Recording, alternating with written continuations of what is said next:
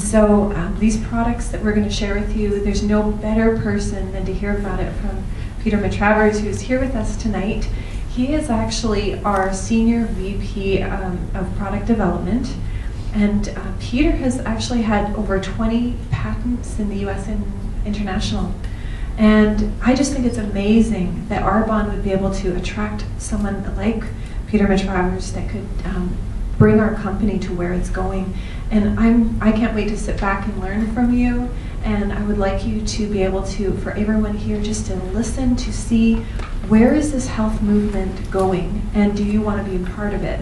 Is it important for you to be proactive with your health? Or are you going to just sit back and see what happens? For me, I want to be a part of making a difference in my health and helping other people. And this, I don't know about you, but maybe 6 or 7 years ago when I first started getting my mindset changing about health products, I started realizing that this movement has completely changed. Now in Super Target you find, in Super Walmart you find organic items, whereas 6-10 years ago there's no way you would even see that. Look at how much the market has changed just in that alone. Imagine where it's going to be another 10 years from now, and we are part of that ground floor opportunity to be part of this movement. Our company is over 30 years old. So this isn't a message that Arbonne just kind of came up with and went, oh, maybe we should be plant-based and be, a health company. This company has been doing this for 30 years. We've been more ahead of the cutting edge of health awareness. And so for me, I feel like I'm just kind of catching up to where Arbonne's already been. And I'm excited that Peter is actually taking us to places that I think I can't even imagine with where our company is headed. So thank you so much, Peter. We're going to pass this over to you. And at the end, after this presentation, I'm going to have a few questions for Dr. Peter, and we'll take it from there. Okay. Thank you so much. Do you need the microphone? We'll see. Thank you.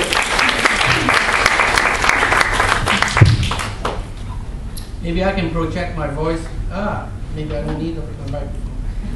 Good evening, everyone. How many of you guys are consultants, and how many are guests tonight?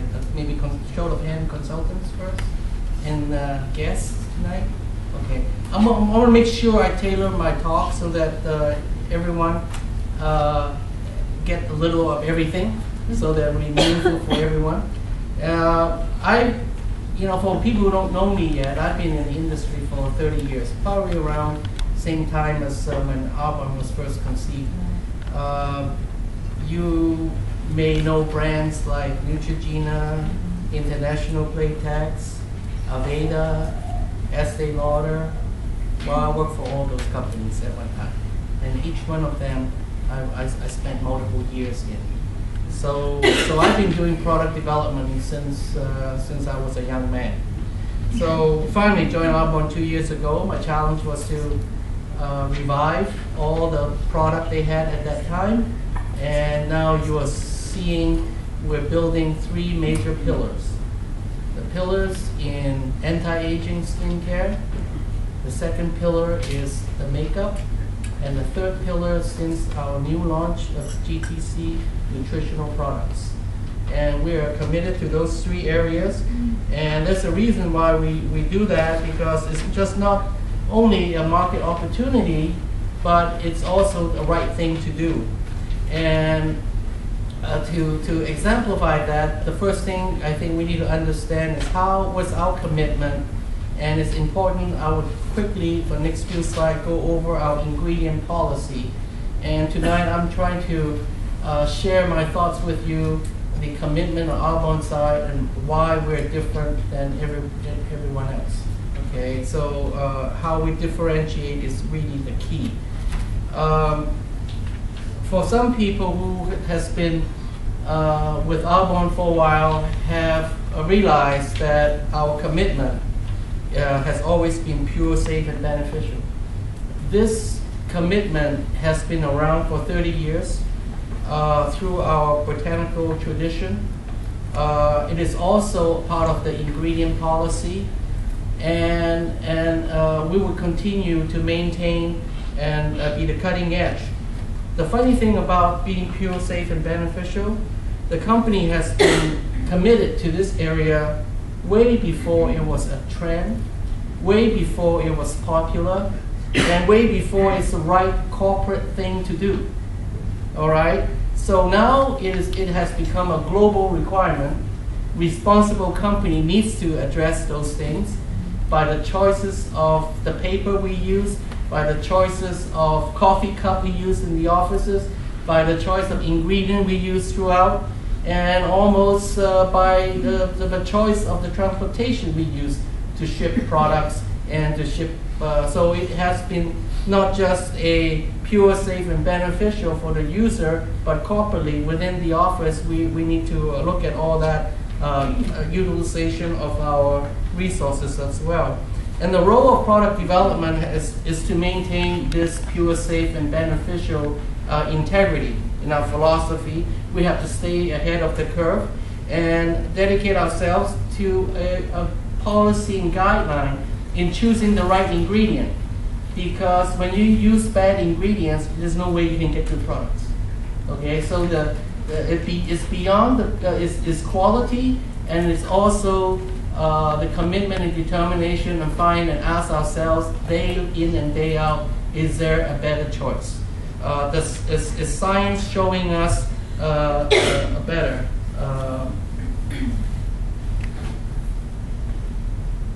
Before it's trendy and before it becomes a corporate responsibility. And then another thing that we need to be aware of is, how do I get all the information? Well, we have to combine the botanical principle, which is the core know-how, with continuous research to look for new discovery. And then that's one thing. And then we have to align what we discover with the global regulatory opinions of these ingredients. I can't all of a sudden find something and say this is a new antioxidant and then start using it. There's some confirmation and recognition globally. We have to find and then we have to overcome a lot of misconception about things. You turn on the web, you go into the web, and all of a sudden, there's many activists that are, how should I say, the effort is very noble, but information is wrong. And they're saying that we're polluting the world, and the voices, I really, I think we should hear their concern, and then all of a sudden need to validate if everything is true. A lot of companies out there are promoting sensationalism and spreading wrong messages. So we need to educate. We need to we need to educate. What's with paraben, what's with phthalate, what are endocrine disruptor, what are nanotechnology, what are allergens. We need to genuinely step forward and take a stand and educate and validate and communicate where we are, where we stand on these policies. So those things you could see on our website, and then we should promote and we should communicate more to be transparent. Okay, you can ask me any questions, and it's all governed in our ingredient policy. In our ingredient policy, I'll share a little bit with you guys. What we show on the web is somewhat limited, but what we enforce with our vendors, the people who supply us with the ingredient to build the final product, is a lot more strict and stringent. And we are open to share with everyone and the reason why, what is the real scientific facts, what is the logical thing to do, also impacts cost, efficiency, and availability. And one question is, why can't we use certain natural vitamin E across the board on everything? Well, there isn't enough natural vitamin E for Arbonne, much less the rest of the world. Okay? Sometimes it's not just the cost, it's just not available. Until the time it becomes more available, it is important for us to step up to the plate that now it's available now. Why use synthetic when the naturals is available? Okay, so that's another reason. Sometimes when we look into ingredient, there's a new term now. It's called Precautionary Principle. What does that mean? It simply means that the burden of proof for a company that the product is safe in areas where there is no scientific consensus, so everybody is still debating, like parabens and phthalates and all these things you see. Well, the burden of proof that is safe and is not harmful rests with the user. So what does that mean in layman's term? It means if you ain't sure, don't use it. Okay, real simple. That's how I tell my guys. Okay, and you know, we try to avoid controversial ingredient to be ahead of the curve. Let the scientific community debate until they're blue in the face. We are taking the high road and we're finding new replacement. That's the easiest. Why? Because I don't want to put you guys in a scientific debate. That's not your job. Your job is to share all the good things and do what you need to do. Okay? Let us burden ourselves and communicate properly so that we do our part, you can do your part. So the big thing here is that in the personal care product development, we have a allowable ingredient list for our vendors, and then also for nutritional, a different one. So the point here is we're very strict with our ingredient to deliver the pure, safe, and beneficial products to you, update, drive results, measure product performance of high quality, and the most important thing, stay brand consistent. You can't be natural sometimes and synthetic sometimes and be wishy-washy. It's okay to be this for this brand, and then for nutrition is a different story. You can't. We need to be fully have high integrity throughout the product development process. And then one wise guy always reminds his people that integrity is never an accident. You know, it's just also like democracy. You have to put in some effort with high intention, sincere effort, and then make intelligent choices along the way without compromise. So what we have posted on our website is our ingredient policy. You know, if you do have time over the weekend or next week, please go onto our web, you know, arbonneinternational.com and look at our commitment. Now I'm going to touch a little bit about the nutritional product in this part of my presentation, but before I do so, I would highlight you some of the statistics. And I think it's important. Now this statistic came from Department of Agriculture and Human Health Services. It's not some numbers that I jot down from some magazine. These are official government numbers. That cardiovascular disease is affecting 81 million Americans. And the sad thing is 30% of the population have some form of cardiovascular disease.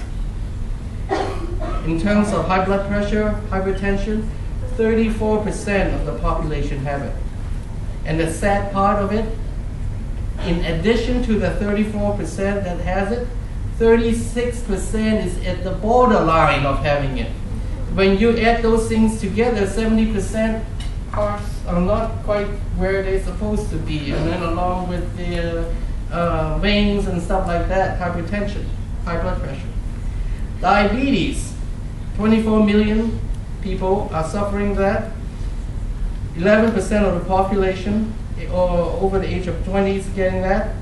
And the pre-diabetics, also the borderline, on top of the 24 million, 78 million of it, 35%, are also in the borderline. So cardiovascular, blood pressure, diabetes is some of the things that we probably should address in our nutritional product and perhaps our lifestyle.